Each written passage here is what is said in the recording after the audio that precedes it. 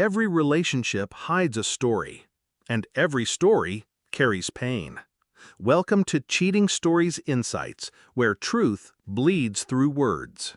The text came while I was lacing my shoes for work. "Hey, just a heads up," my wife said casually from the kitchen. "My sister's wedding's next month. Everyone's invited, well, except you." I froze mid-lace. "Except me?" She didn't look up from her phone. "It's complicated. You know how my family can be. Just don't make it about you, okay?" Her tone was light, almost bored, like she was talking about the weather. I watched her scroll, her face lit by the glow of her screen. She didn't see my reflection in the window behind her. Blank eyes, still lips, the shape of someone quietly breaking. I didn't argue, I just nodded. Then I went to work. But something stayed behind. That night she laughed on the phone with her sister.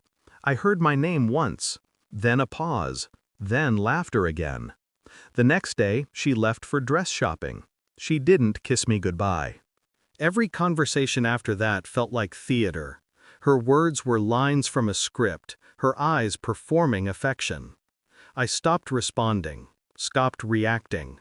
You learn after a while that silence unnerves liars more than shouting ever will. The day of the wedding came. She left early, dressed like something sacred. Perfume thick in the air. The kind of perfume people wear when they want to be remembered. Before leaving, she said, "Don't wait up, it'll be late." Then, after a pause, "Try to be supportive, okay?" I smiled. Supportive? Sure. When the door clicked shut, I sat alone for a long time, no sound, just the hum of the refrigerator and the echo of every "don't make it about you" I'd ever swallowed. Then I opened my laptop. For 3 weeks I planned, quietly, methodically.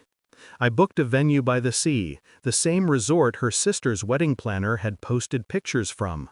I hired the same caterers, the same photographers, even the same floral designer. But this wasn't a wedding. This was something else. I designed invitations, digital, elegant, neutral. Sent them to mutual friends, colleagues, even her family. The message was simple. You're invited to a private ceremony celebrating truth, freedom, and clarity. No date of birth, no details. Just the location. It was bold, risky, but I knew curiosity would do the rest. Meanwhile, my wife returned from the wedding, glowing. "They loved it," she said. "Everyone was there. It was perfect." "Everyone?" I asked. She nodded. Then, almost mocking, "You didn't miss much." I smiled. "I'll make up for it," I said. When the day came, I wore the same suit I'd worn when I proposed to her. Gray, simple, symbolic. The seaside wind was sharp that morning, cutting through the air like something cleansing. Guests arrived, confused but intrigued. I greeted them calmly, handshakes, smiles, no explanations. Then she appeared, her eyes wide, her face pale. "What is this?" she whispered. "Our ceremony," I said softly. "You said I shouldn't make your sister's wedding about me, so I didn't. I made my own." Before she could respond, I stepped onto the small stage. The microphone buzzed alive. "Thank you all for coming," I began. "Today isn't a wedding, it's a declaration." I gestured to the screen behind me. It lit up with photos, her family's smiling faces at the wedding. Then, slowly, the photos shifted. Screenshots, messages, conversations, private group chats where they mocked me. Her words, sharp and careless. "He's just too dull. I didn't want him there ruining the vibe. He tries too hard to fit in with my family. I swear, marrying him sometimes feels like babysitting." Gasps rippled through the crowd. Her mother covered her mouth. Her sister turned away. She stepped forward, trembling.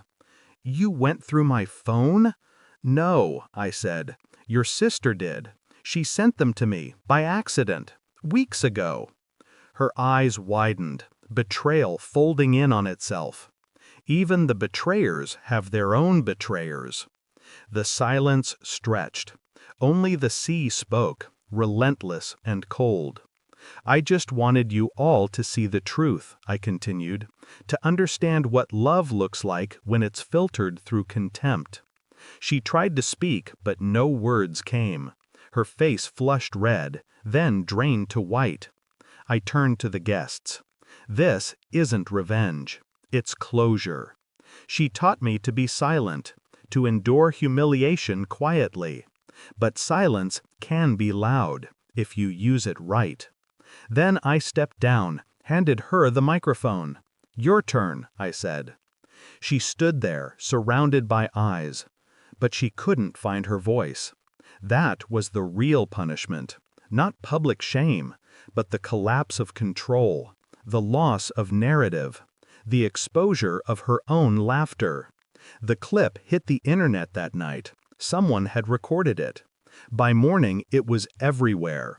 The silent groom, the viral ceremony of truth, a dozen headlines twisting the same story. I didn't read the comments, didn't need to. The world had already done what I couldn't. She moved out 3 days later. No note, no apology, just absence. The house was quieter after that. Still, but not empty. Sometimes I walk by the sea again, past the same place where I stood that day. People still recognize me. Some smile, some whisper. It doesn't matter. They see a man who exposed a lie. I see a man who learned to stop begging for respect.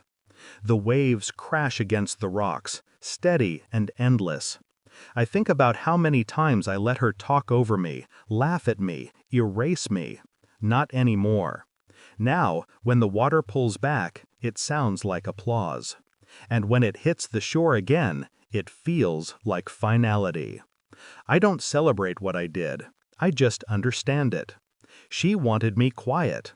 I gave her silence, but I made sure the whole world heard it.